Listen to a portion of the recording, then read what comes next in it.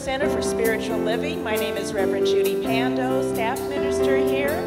Reverend Bonnie is off having a wonderful time on vacation this week, and we have a fabulous guest speaker to be here with us today. So let's all stand and sing our congregational song. And so let's stay in that energy, that space of connection and oneness that John has so beautifully led us to as we read the words of our sacred reading from our very own Dr. Ernest Holmes. You rob no person when you discover your own good. You limit no person when you express a greater degree of livingness. You harm no one by being happy. You steal from no one by being prosperous. You hinder no person's evolution when you consciously enter into the kingdom of your good and possess it today. And so it is.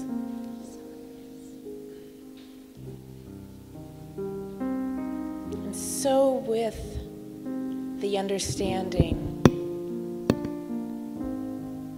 that God is who we are, that God is present right here and right now, that it is present in each and every one of us as the I am that we are. We rejoice in that knowing as we sing, I am remembering.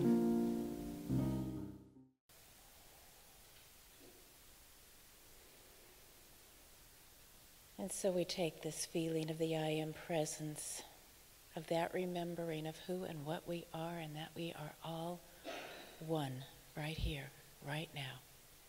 We take it and we move it into the open-eyed state, rejoicing in what is, as it is, and so it is.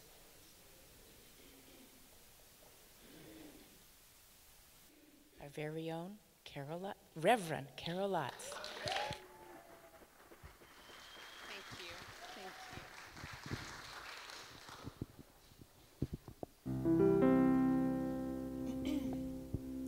Life is a journey, not a destination. There are no mistakes, just chances we're taking. Lay down your regrets, 'cause all we have is now.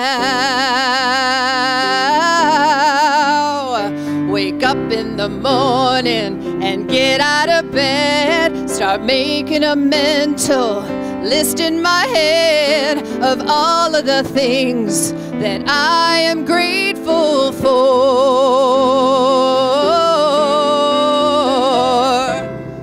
Early in the morning, to dawn of a new day, new hopes, new dreams, new ways. I open up my eyes and I open up my mind, and I wonder how life will surprise me today. Early in the morning, to dawn of a new day, new hopes, new dreams, new ways. I open up my heart and I'm gonna do my part and make this a positively beautiful day. It's a beautiful day. It's a beautiful day. It's a beautiful day. Let's make this a beautiful, let's make this abundant, let's make this a positive day. Life is a journey, not a destination. There are no mistakes, just chances we're taking. Lay down your regrets, 'cause all we have is now.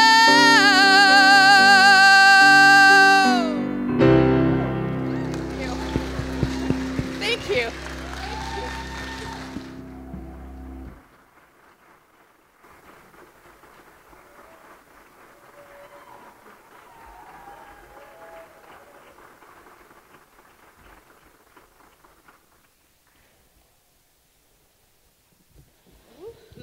Woohoo! That's so great, Carol. Did you write that? It sounds so like you. Who did?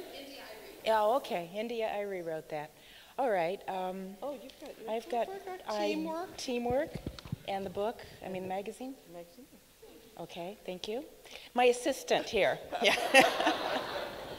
I would like to just take a moment to introduce. I almost called you Dr. Karen Russo, but you know, I just gave her a promotion because I think she deserves one. Yeah. She is a spiritual leader of the global online Money Keys community and the award-winning author of the Money Keys and the brand new Grow Yourself, Grow Your Wealth Prosperity Practices for Faith and Focus. Okay. Yeah, and there's something really beautiful about when Reverend Bonnie is taking some beloved time. It's really powerful that your community comes together the way that they have. I was feeling that this morning. So just let's hear it for like love our practitioners and our pulpit people and everybody. Yes, yes. All right. So the Prosperity Divas. So last October I was at the Unity Center when Dr. Edwin Gaines was here the same day, and it was really fun for me to realize that there's something very beautiful about our spiritual centers where we have a tradition in the fall of the year, which is often harvest time, to take a fresh look sometimes at how does our spiritual tradition, which says there's one life, that life is God's life, it's everything. How does that show up with us with money? So that's something that I feel like I don't want to be even the tiniest bit about that there's a problem with us and money. Do you know what I'm saying? Because sometimes there can be, so it was about 10 years ago, I had graduated ministerial school, and for years I'd been a great teacher of other people's stuff. But it became clear that I would bring forward something of my own message. And I began, visioning and really asking the divine, like, what is mine to bring forward? Now, you remember 2004, 2005? At the same time, that was also the time where all of us were going to those 1,200-person Millionaire Mind workshops. Was it just me? Or it's like, okay, so everybody had a millionaire mind, and we were all gonna, in our spare time, we were gonna do foreign exchange trading and run a multi-level marketing business and buy some real estate. Was it just me? Or was it that everybody's plan, right? And what was happening then, and I noticed this even in myself, is a little bit of this idea, well, at the spiritual centers, folks are interested in consciousness, the ideas of abundance, but might be a little light on strategies. And then I would go into these millionaire events, 1,200 people, we're all high-fiving each other and becoming foreign exchange dynasties. I would go into these environments, and there's a little bit of this feeling like, well, maybe there's some spirituality missing. But here's what I want to say. Nothing's missing. Do you kind of get that? Like, I think what the highest place we can be, whether it's every October or whether it's every prayer that we pray or every time we give here at the center, let's be about what's true, which is nothing's missing, nothing's wrong, we're all good already. Can you all be up for that? Is that? Yes, yes. So we're going to have a conversation today about our money and our spirituality that's really, in some ways, not about the money, but it's about what's the money for? How does money create just a tool for us to serve the Spirit? And I think the way Dr. Edwin says it is she says, I serve God, money serves me, which is kind of a beautiful shorthand for that. All right, so we're going to talk about three things. What is money and what's wealth? And you may have a fresh idea about that can help actually be kind of empowering for you. And then I want to have us look at who are we? And this is the idea of, rather than thinking the money area is an area where it's some kind of problem or issue, instead to be inspired by our own wealthy and prosperous lives. And then I want to say a few things about leadership. And this is something that in my own practice I've been working with is what does it mean to be a financial leader? And so that's kind of for all of us, leading our own lives, but also leading here at the center, leading in the world. All right. Money. What is money? So sometimes we can think that money is a thing that is out there that some people have and some people don't, that it would be better to get more of, and that not having enough is a problem, or that there's some kind of issue with it. Like, I worked with a wonderful gal, just a beautiful person who was on the spiritual path, and what she said, you know, she's a person who was a practitioner and a Course in Miracles person, and she said, you know what, I think the money system, it's polluted. And so what I want to do is I want to keep my energy from being too involved in it because I think it might be corruptive, and I want to stay pristine. And what I want to say is, there's something really beautiful and vulnerable in that. She really wanted to keep a sense of a pristine energy and not be in something that she felt was corruptive. But you all are pretty wise. What happens when we think something's corruptive and we don't want to be part of it? It is. Thank you. So if we think something's corruptive and we don't want to be part of it, then to us it is corruptive, and we'll naturally push it away because we don't want to be a part of it. So for her, it was this precious moment where it was like, you know what? Let me not have money be a thing outside of me. Instead, let me bring my high, beautiful, vibrant energy and bring it toward money, and I will bless money with my sacred energy. And the moment she did that, when she included money in her high energy, she was able to be so much more effective in the gifts that she gave the world, and she's now running a Course in Miracles summits and things like this, and she's still in a high spiritual vibration, but she's doing it from a place of inclusion about money. So this is my encouragement for you, is to think about money less like a thing out there that I have or don't have or I'm trying to protect, but more like a tool, like a symbol of supply and interaction. And when I say tool, I mean think like language or technology. So think about it. Language can be profound. I love those Ernest Holmes, those phrases, you rob no one. Language can be profound, or language can be silly and profane. Same thing with technology. It can be used for the highest of good or for the silliest of purposes. And it doesn't make the language corrupt or the technology corrupt. So this, for many people, becomes like, oh, what if money was just a neutral symbol and it didn't even have any meaning except the meaning I put on it?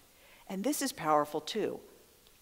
You and I, we're the meaning makers in our money lives. So we're the ones who look at the digits on the screen and we say that's a lot. Or we look at the digits on the screen and we say that's not enough. So we're the ones who tell the story about our money. And sometimes I come to centers and I want to be very gentle about this, but I also want to be, because I think you all can handle it, I'm going to be gentle yet direct. Can you handle that? Yes, you can. I feel like I know you can. Sometimes I want to be gentle because I realize that sometimes we're sitting here, you know, we're in first world North America where pretty much everybody in the room is going to have clean water, a place to sleep tonight, but I don't want to make any assumptions. There may be people who are in really, really dynamic and serious conditions, so I'm not making any assumptions. And yet, we have a lot. There's 1 billion of our brothers and sisters on the planet who literally, you know, clean water is one of their core issues. Will their kids make it through the day? And I'm not saying we should feel bad or pity them, but what I'm saying is there's something about, for those of us that do have on the material realm, it's like, how can I be as empowered and as grateful and as good with what I do have as I can be? We're the ones who could look at our money situation and say, I'm set up to profoundly make a difference in the world. So are you up for that? Yes, okay, that was my gentle yet direct. It wasn't that bad, wasn't it? No, that wasn't bad. Okay. So money. Money is neutral, but meaning about money is really powerful, and you and I were meaning makers. So just having that can be like, oh, I could tell a story about my financial circumstances, and that story could be a story of the journey of, you know, it's a challenge, not a competition. It's a victory, not a slog. Like, I could tell that story, and when I do that, I take the power back into the present moment about money.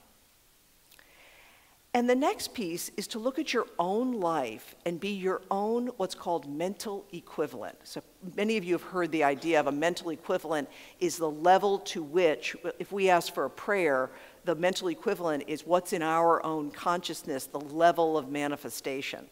So, you know, if somebody is asking for prayer for a beloved partner, you would go to someone and say, I'm wanting to call a beloved partner into my life, and your beautiful practitioners, the first thing they'd ask is they'd say, of course, we'll call in that beloved person, but what exactly are you wanting when that person comes in, right? Because your practitioners are wise and they know it's something internal the person's desiring.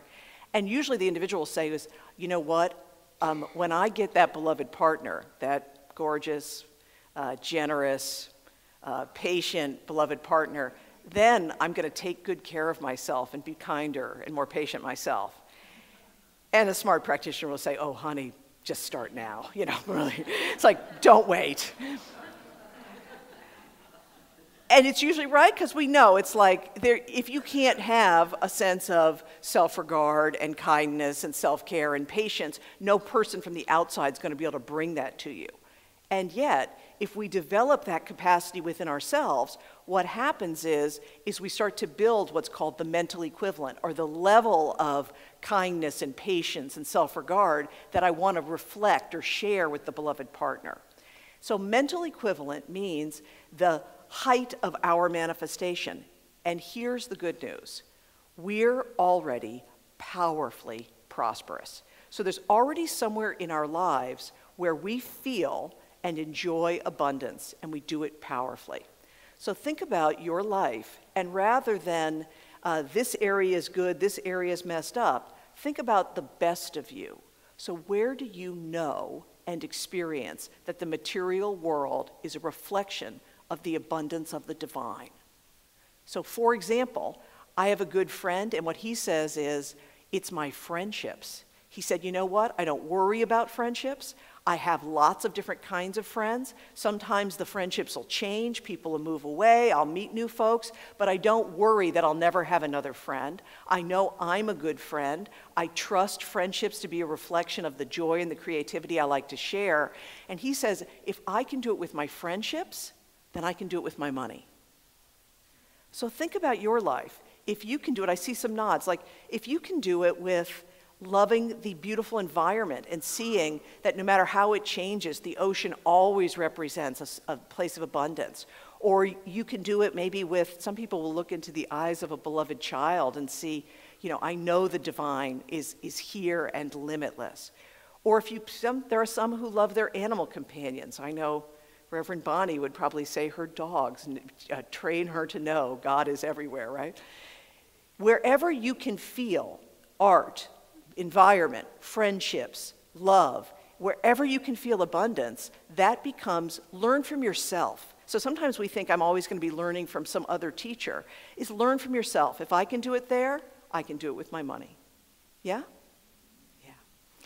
And then when you do that, what starts to happen is people will connect more to source than channel. So I loved it that they do a high five, or everybody puts their hands in. Who do we know is our source? God's our source. That's the blessing that this center does before the service begins. And the difference between source and channel is a profoundly important one. So source, infinite, eternal, loving presence of God, is always giving and expressing through things that are channels. And channels are things like gorgeous, generous lovers and great real estate portfolios and secure jobs and a big downline and a huge database and a good real estate buy. And channels are great. I hope you have gorgeous, generous lovers and a big downline and a great real estate portfolio. I mean, they're good, right? We like channels. But here's the thing. Channels don't bring security. And something in us knows that. So if we're trying to get from a channel security, there's going to be something in us that's always going to be a tiny bit nervous that it might go. Because that something in us is very wise. And it knows that channel is definitely going to go, because it's a thing of this world. So even when they're wonderful channels, we don't want to think that's where our security comes from. So I like to encourage people to bless the channels, but really connect with the source behind the channels. Really connect with, God is my source, I'm happy about channels, but don't get lost in thinking it's the channel. Does that resonate with people? And that's why, and it's an interesting piece here, because I'm going to finally talk about leadership, is that when we think about the leadership of a spiritual community, is a good, strong spiritual community like this one, with you all have such a culture of like friendliness and joy, and it's really, I appreciate being here with you all, is that a spiritual community anchors in source and then blesses channels and doesn't get lost in trying to tinker with channels. And one of the things I've noticed about spiritual communities as I travel around and come often in October is that sometimes people will come into a spiritual community and there'll be this idea that we should tell the board or the leadership council, we should run the church more like a business. You know, we should run the church more like a business, and we should have marketing structures or operations or other things that businesses do, and then we'd be more profitable or effective or efficient. And while there's definitely things that churches can learn from business, it would be a little bit like if someone came and said, we should run this family like a battalion. Or maybe we should run this power plant like a yoga studio. And you get it, right? It's like families can learn from battalions, and power plants can learn from yoga studios, and churches can learn from business. What I want to invite you into as a community and for yourself individually is you do you. That's the thing I'm seeing on the cutting edge of people's financial leadership, is this place of authenticity, which means find the vision that you're serving and then be about having the money and the channels and the activity serve and reveal that vision, rather than let me just add strategies in, that good strategies, but they may or may not be serving a higher vision. So that's a little bit of a place of a little bit of a nuance in terms of leadership. And part of that is, what are your goals? You know, what are you serving? What's the big idea? And I'll tell a story. A wonderful woman, so part of the coaching that I do, I now coach women who are leading their own businesses, and I do something called a CFO camp, which is I help women who don't think of themselves as financial leaders to become chief faith and focus and finance officers. You know, we do a little 90-day intensive. And one of the big things we work with is, what are their goals? So Christy came into this group, and her goal was, so she's a Reiki healer, lives in Canada. All of her pictures are always her on a mountaintop with a giant dog and a handsome beloved. And her big goal was, well, I want to get out of debt. I had debt from my school and my training. So my goal is to get out of debt. What I'd like to do is get out of debt. And getting out of debt is really important. And some of you are wise enough to realize that get out of debt is just not an inspiring enough vision for this beautiful gal and her wonderful dog and her handsome companion. So she shifted her goal to simply be, you know what? I'm here to inspire particularly new moms into their vital health. That's what I'm here to do. And along the way, I'm going to grow my practice and I'm going to retire obligations, but it's all about the inspiration I bring to new moms who want to get back into exercising and taking care of themselves. And just that little shift turned her to be a leader with a lot more confidence and clarity. And that's, in many ways, I think what God wants us to do, you know, in terms of our own financial leadership, is to absolutely be about serving a vision of who we each authentically want to be, what's called for us to do, and then we serve that by being excellent stewards and excellent givers and receivers of money that flows through our lives. So isn't this interesting? A prosperity message that's all about, like, you're all right already, you know, learn from the best of yourself, prosperity's our nature, lead it from something inspiring. What I've found is that it's just not, it's not helpful for us to think about money as a problem, but instead to think about it as a tool for our spiritual expansion. So it feels good, doesn't it? Yeah.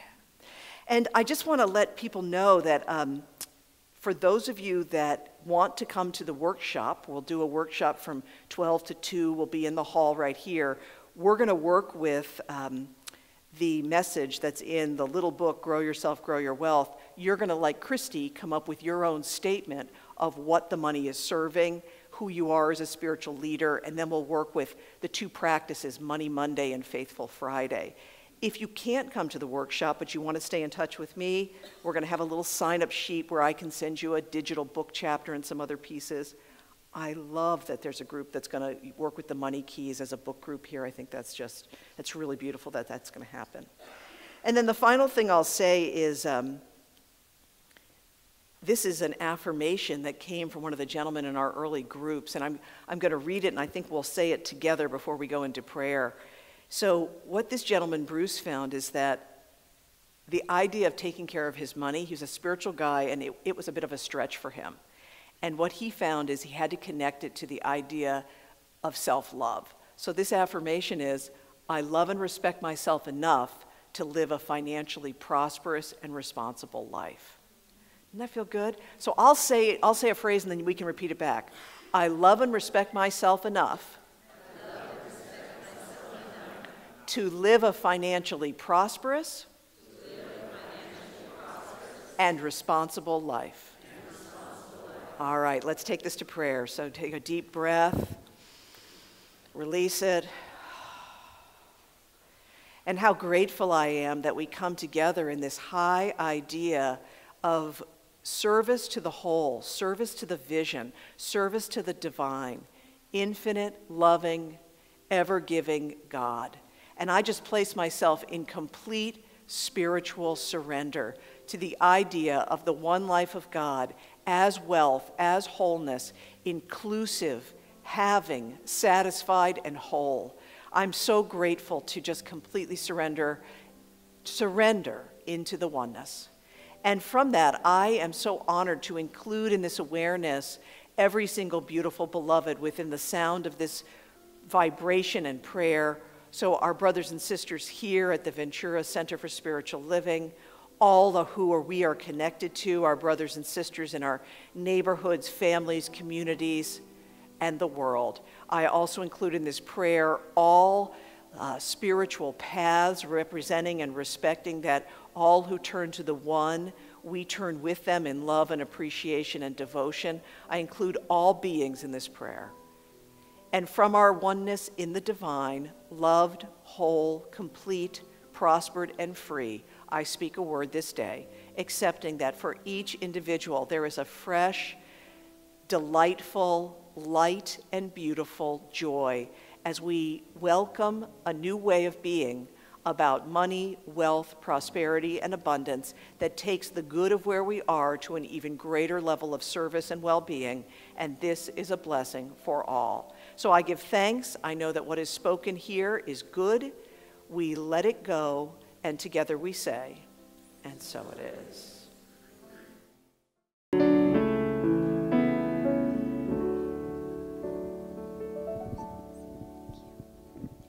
Wherever I am,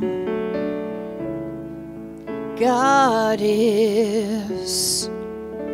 Wherever I stand, God is standing strong. Wherever I breathe, God is breathing life in and out and through me,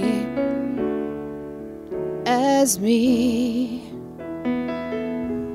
Wherever I sing,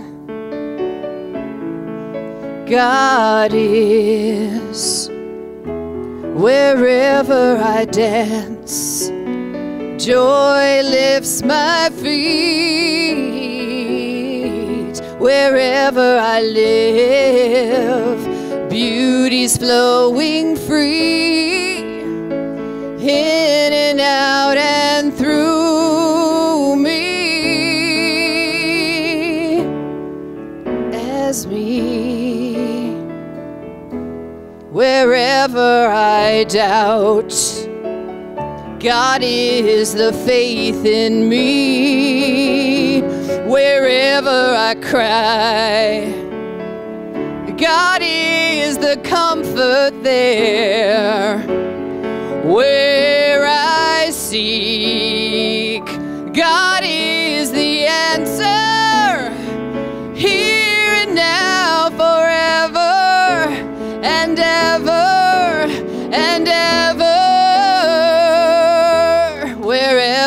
speak.